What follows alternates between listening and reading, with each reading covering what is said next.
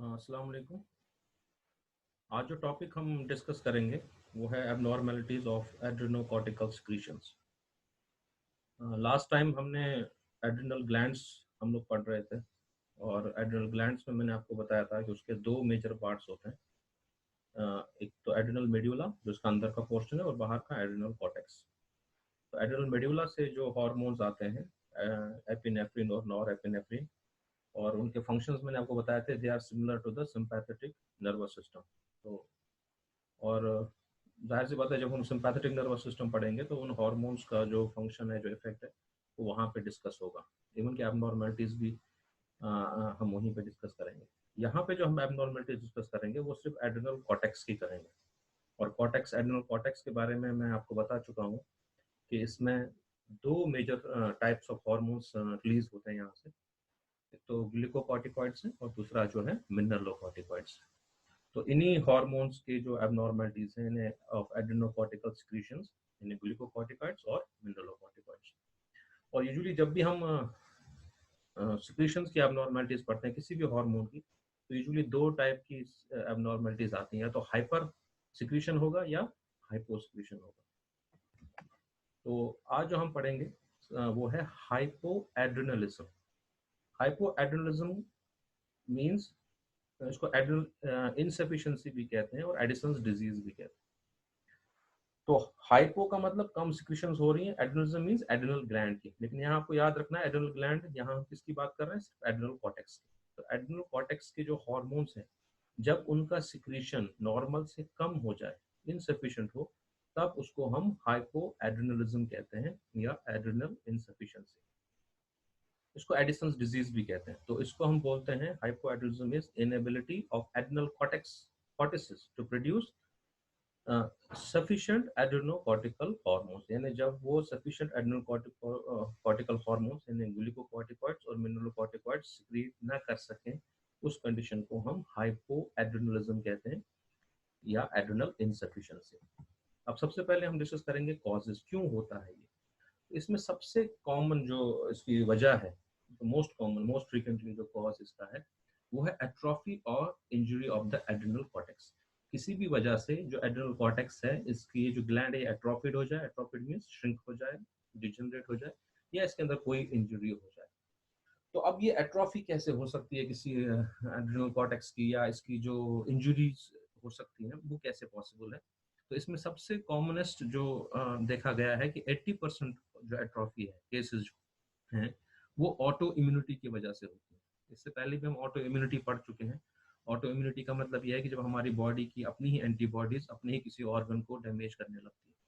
तो auto immune disorders में सबसे इसकी कॉमनेस्ट वजह है एट्रोफी की, और एंटीबॉडीज बनती हैं जो एड्रेनल कॉर्टेक्स को डैमेज करती हैं, खराब करती हैं। दूसरी जो कॉमन वजह है, इसकी सबब है इस ग्लैंड के खराब होने की, वो है ट्यूबरकुलोसिस। तो यूजुअली ट्यूबरकुलोसिस किसी भी पार्ट को हमारे बॉडी में हो सकता है। तो एड्रेनल ग्लैंड्स में जब ट्यूबरकुलोसिस की वजह से डिस्ट्रक्शन हो सकता है, तो ये ग्लैंड में एट्रोफी और इंजरी हो सकती है। और एक और वजह है, वो है कैंसर्स।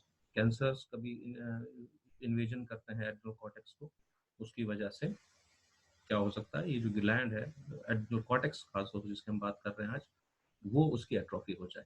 तो सबसे कॉमन कॉज हाइपो एड्रेनलिज्म की, यानी एड्रेनल कॉर्टेक्स से कम सिक्रीशन आए, ग्लूकोकॉर्टिकॉइड्स कम आए या बिल्कुल ना आए, मिनरलोकॉर्टिकॉइड्स कम आए या बिल्कुल ना आए, इसकी वजह एट्रोफी, प्राइमरी एट्रोफी और injury of the adrenal gland. उसकी हम तीन कॉमन वजह पढ़ चुके हैं, या तो ऑटो इम्यूनिटी की वजह से डैमेज हो ग्लैंड, या ट्यूबरकुलस डिस्ट्रक्शन हो, या कैंसर की वजह से। अच्छा, कभी कभार क्या होता है, ग्लैंड के अंदर कोई प्रॉब्लम नहीं होती है, एड्रेनल कॉर्टेक्स के अंदर, उसके बावजूद भी एड्रेनल इनसफिशिएंसी होती है, लेकिन ये सेकेंडरी कहलाती है।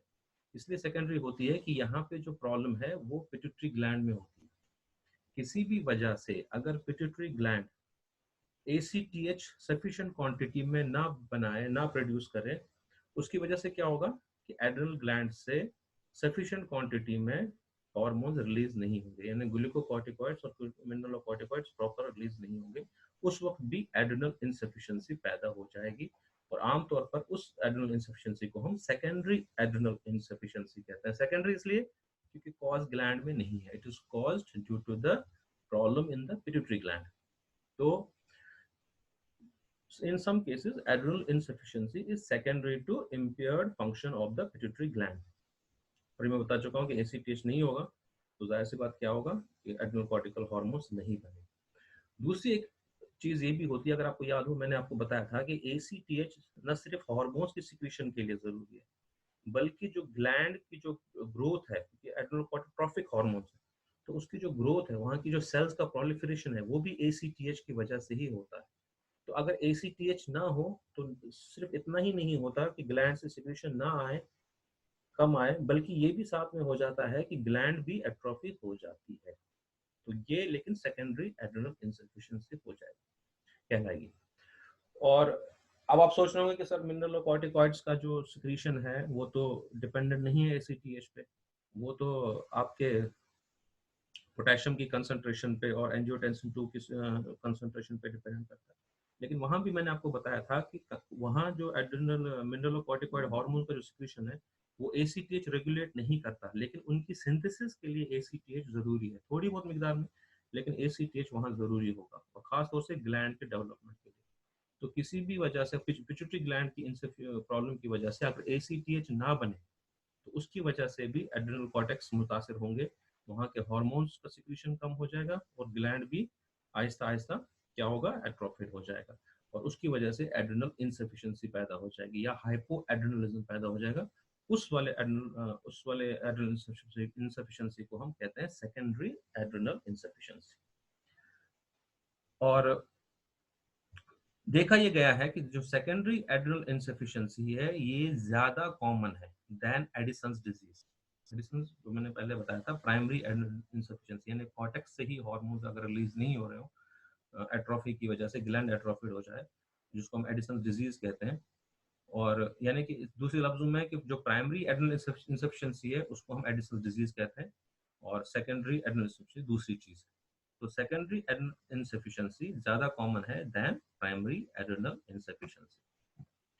अब क्या क्या चीजें इसमें होंगी, देखिए इसमें समझना बहुत आसान है। जाहिर सी बात है, अगर एड्रेनल इनसफिशिएंसी है, हाइपो एड्रेनलिज्म है, तो हार्मोन का सिक्रीशन कम हो जाएगा। तो एड्रेनल कॉर्टेक्स से यूजुअली मैंने बताया दो मेजर हार्मोन निकलते हैं, तो एक तो मिनरलोकॉर्टिकॉइड्स, दूसरे ग्लूकोकॉर्टिकॉइड्स। तो जाहिर सी बात है दोनों ग्रुप ऑफ हार्मोन्स कम हो जाएंगे।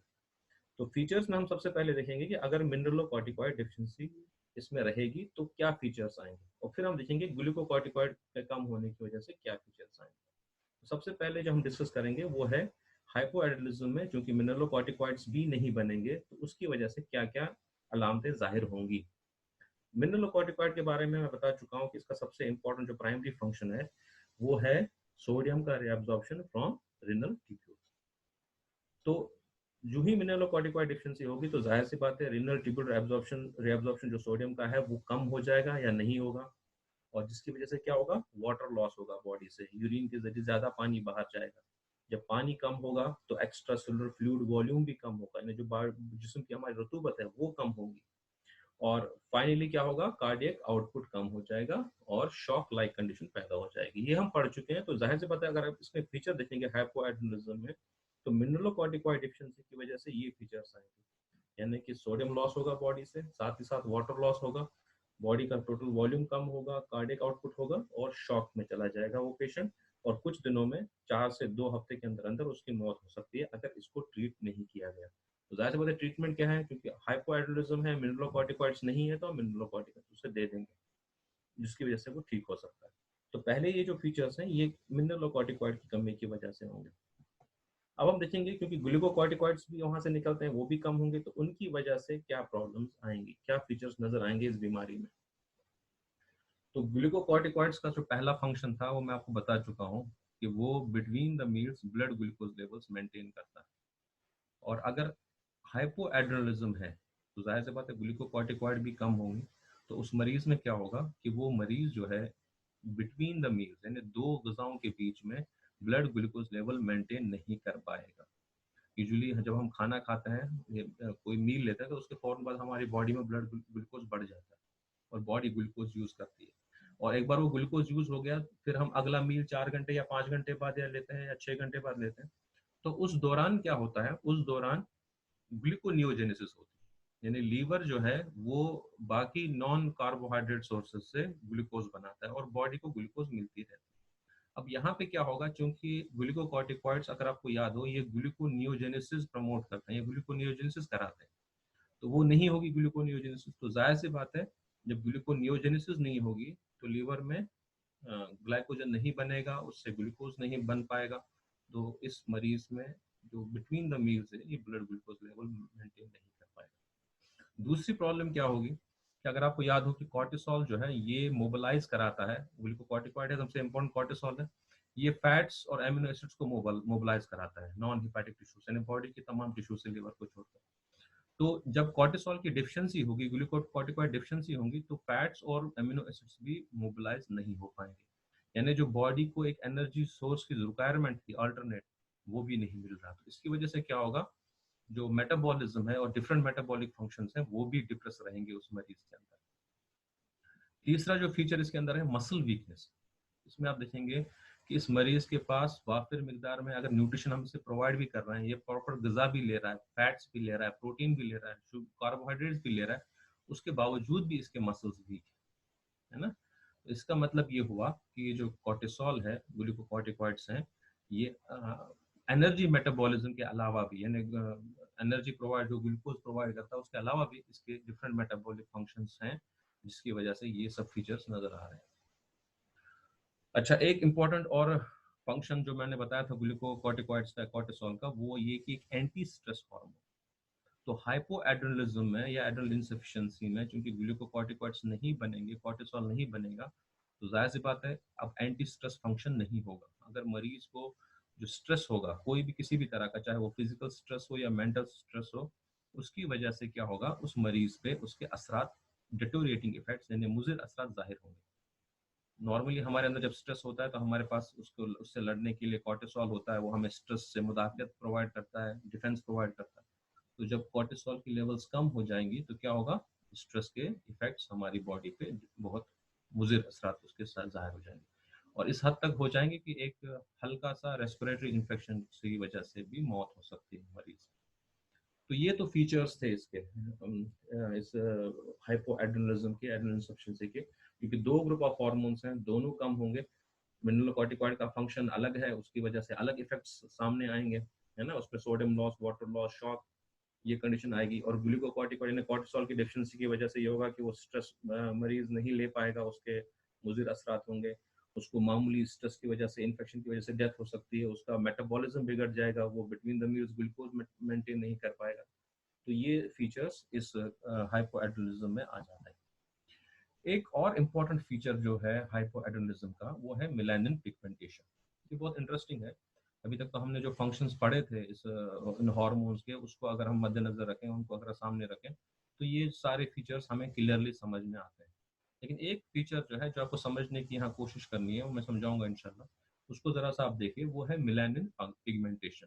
यूजुअली क्या होता है हाइपोएड्रेनलिज्म में, ये देखा गया है उनके मरीजों में, ज्यादातर मरीजों में, कि उनमें म्यूकस मेम्ब्रेन और स्किन, इस पे पिगमेंटेशन हो जाती है मेलानिन की, है ना।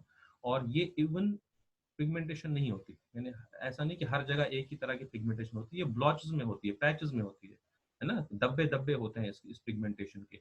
और आमतौर पर वहां होते हैं जहां स्किन पतली होती है, जैसे होंठों के ऊपर, गम्स के ऊपर, म्यूकस मेम्ब्रेन के ऊपर, तो यहाँ पे ये पिगमेंटेशन नजर आती है।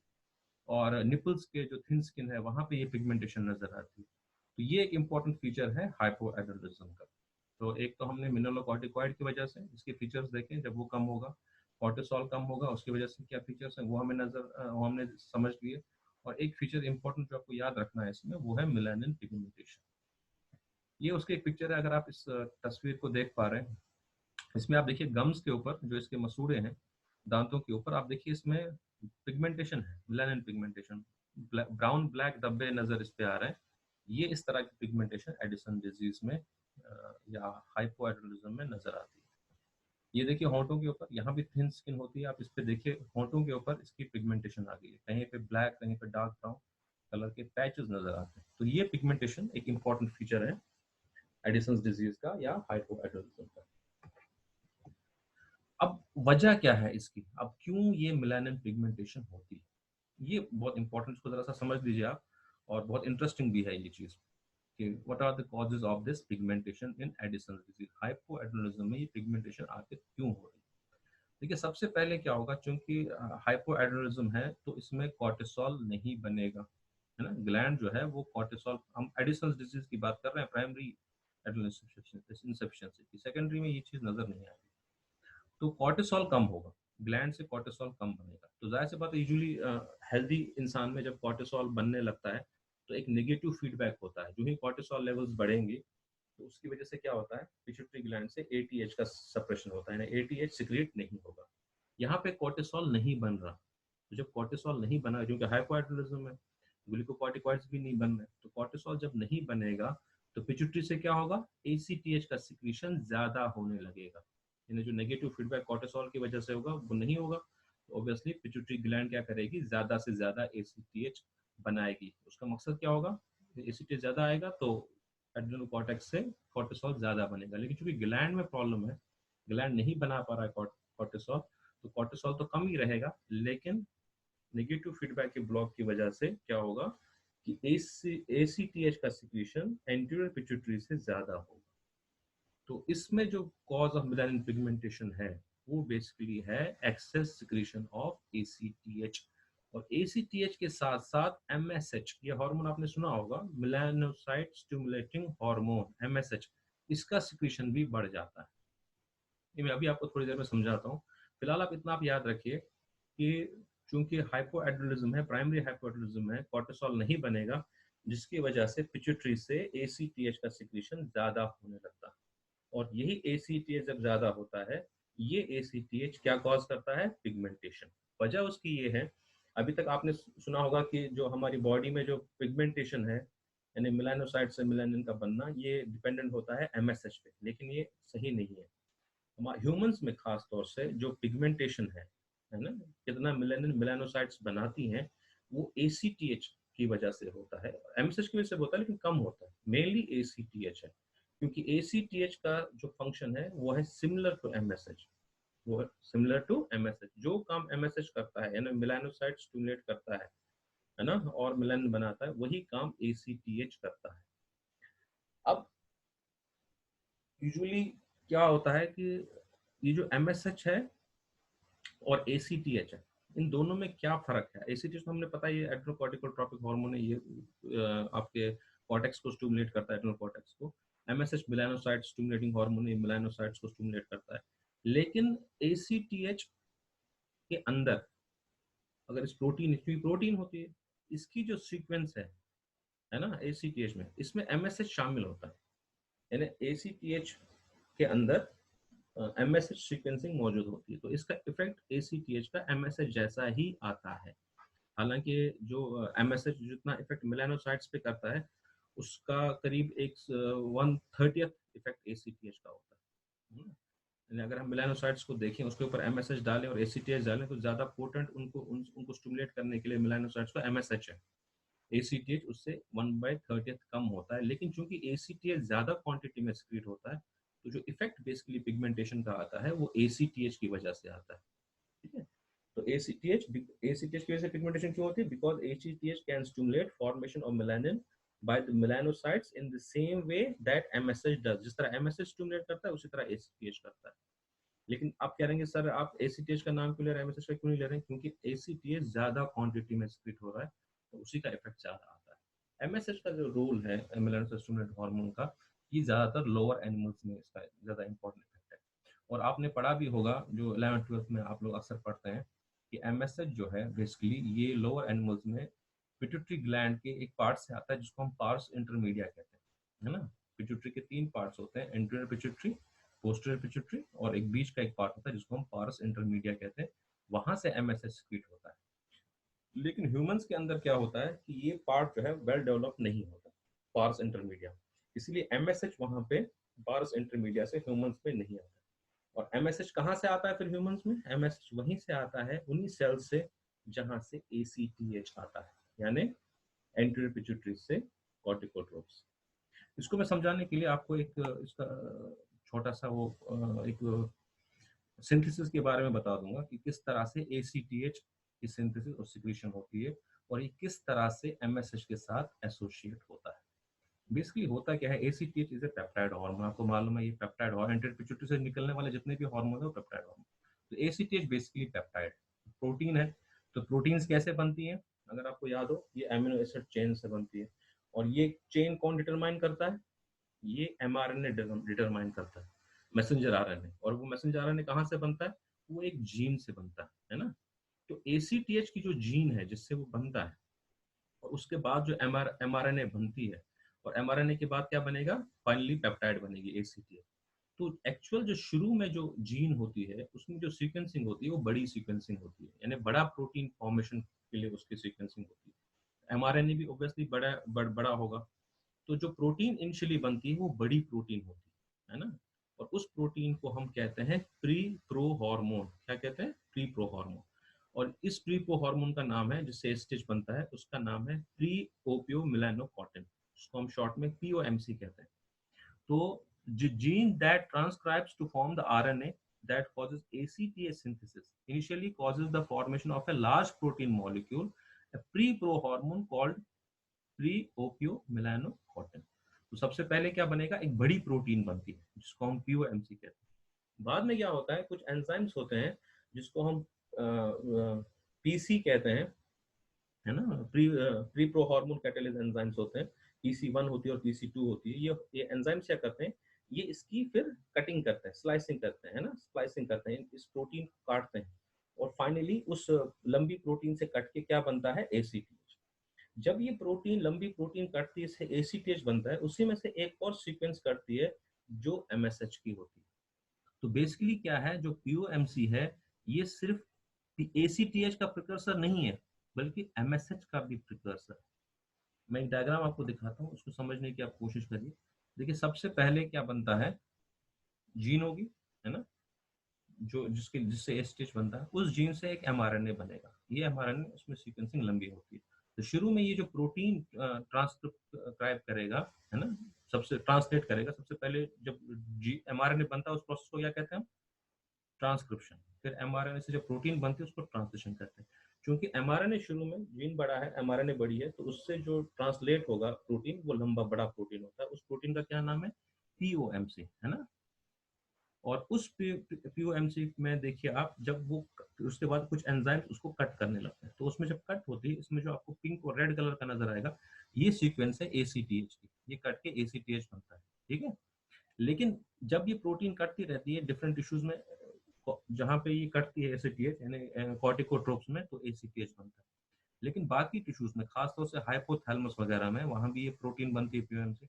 वहां जब इसकी लाइसिंग होती है, वहां दूसरा एंजाइम होता है, वो दूसरी सीक्वेंस काटता है, ठीक है। वो सीक्वेंस आप येलो कलर में देख सकते हैं, वो MSH की होती है। तो बेसिकली शुरू में एक ही बड़ा प्रोटीन बन गया POMC, उसी से ACTH बनता है। उसी में आप देखिए स्लाइसिंग अलग अलग होती है, तो उसमें येलो कलर की भी सीक्वेंस आ रही है जो कि किसकी है, MSH की। इसके अलावा लिपोट्रोपिन भी बनता है, बीटा एंडोर्फिन भी बनते हैं। तो कुल मिला के जब ACTH बनता है तो ये अकेला नहीं बनता, इसके साथ, शॉर्ट में आप यह समझ लीजिए कि जब ACTH बनता है तो सिर्फ ACTH नहीं बनता, बल्कि इसके साथ MSH भी बनता है, और एंडोर्फिन भी बनते हैं, और लिपोट्रोपिन भी बनते हैं। हमें इस वक्त उससे मतलब नहीं, हम सिर्फ इस वक्त ACTH और MSH पे फोकस करेंगे। तो जिस वक्त ACTH बनता है उस वक्त MSH भी साथ में बनने लगता है ह्यूमंस के अंदर। तो अब हम अपनी वापस अपने उस पे आएंगे कि आखिर पिगमेंटेशन क्यों होती है। पिगमेंटेशन अगर आप समझेंगे, तो जब कॉर्टिसोल कम होगा तो क्या होगा, एंटीरियर पिट्यूटरी ज्यादा ACTH क्रिएट करेगी, करेगी नहीं करेगी। तो जब ज्यादा ACTH बनेगा, तो मैंने आपको बताया जब ACTH ज्यादा बनता है तो MSH भी ज्यादा बनता है। तो देखा अगर जाए तो एडिसन डिजीज में ACTH के साथ साथ MSH की भी मिकदार बढ़ती है। लेकिन जो पिगमेंटेशन है उसके लिए ज्यादा जिम्मेदार कौन है, ACTH, न कि MSH। मैं बता चुका हूँ आपको कि ACTH का जो फंक्शन है that is similar to MSH, क्योंकि इसमें वो सीक्वेंस शामिल है। एक तरह से मान लीजिए वही मॉलिक्यूल जो MSH में है, कुछ मॉलिक्यूल्स इसमें भी होते हैं, और ये सेम काम करता है। कॉर्टेक्स को स्टिमुलेट करने के अलावा, एड्रेनोकॉर्टेक्स स्टिमुलेट करने के अलावा, ये पिगमेंटेशन भी कॉज करता है। MSH का भी इफेक्ट, MSH भी ज्यादा होगा तो वो भी पिगमेंटेशन करेगा, लेकिन ज्यादा इफेक्ट जो है वो ACTH की वजह से। तो ये था आज आपका टॉपिक, है ना। हमने जो पढ़ा आज वो था एड्रेनोकॉर्टिकल सिक्रीशंस के डिसऑर्डर्स, यानी एड्रेनल कॉर्टेक्स जो हार्मोन है उसके डिसऑर्डर्स क्या हैं। तो जाहिर सी बात है डिसऑर्डर्स में हम दो ही पढ़ेंगे, hyper secretion of adrenal cortical hormones and hypo secretion of adrenal cortical hormones. आज हमने पढ़ा hypo secretion of adrenal cortical hormones, जिसको क्या कहते हैं, एड्रेनल इनसफिशिएंसी, यानी जब ग्लैंड से हार्मोन्स का सिक्रीशन एड्रेनल कॉर्टेक्स से एड्रेनल कॉर्टिकल हार्मोन का सिक्रीशन कम हो या बिल्कुल नहीं हो उसको एड्रेनल इनसफिशिएंसी कहते हैं और एडिसन डिजीज भी कहते हैं। और कभी कभी ये सेकेंडरी भी होता है अगर ACTH ही ना आ रहा हो, कहाँ से, पिट्यूटरी ग्लैंड से। और इस एडिसन डिजीज की सबसे कॉमनेस्ट कॉज हमने पढ़ा वो क्या है, atrophy of the adrenal cortex, जो किस वजह से होता है, या तो ऑटो इम्यूनिटी की वजह से, या ट्यूबरक्लोसिस की वजह से, या कैंसर की वजह से। फीचर्स क्या होंगे इस कंडीशन के, नंबर 1 फीचर होगा मिनरलोकॉर्टिकॉइड की कमी की वजह से, एल्ड्रोस्टेरोन की डिफिशिएंसी की वजह से। दूसरे फीचर्स किसकी वजह से आएंगे, कॉर्टिसोल की कमी की वजह से, है ना। और तीसरा जो इंपॉर्टेंट फीचर मैंने बताया इसमें पिगमेंटेशन होगी, है ना, ब्लॉच में होगी वो पिगमेंटेशन, खासतौर से जहाँ स्किन थिन होती है और म्यूकस मेम्ब्रेन पे होती है, जैसे आपने गम्स पे देखा, आपने लिप्स पे देखा, इस तरह निपल्स पे ये पिगमेंटेशन होती है। और पिगमेंटेशन का कॉज भी मैंने आपको बताया, क्यों बताया, क्योंकि जब प्राइमरी एड्रेनल इनसफिशिएंसी होती है उस टाइम कॉर्टिसोल कम होता है, जिसकी वजह से ज्यादा ACTH बनता है, और ये ACTH क्या करता है, ये पिगमेंटेशन कॉज करता है। तो मुझे उम्मीद है कि आपको ये समझ में आ गया हो। अगर आपको कोई क्वेश्चंस हैं तो आप इस वीडियो के नीचे भी जो कमेंट्स हैं वहाँ पे आप मुझे क्वेश्चंस पूछ सकते हैं, या जो मेरा व्हाट्सएप ग्रुप है उस पर आप पूछ सकते हैं। बहुत बहुत शुक्रिया।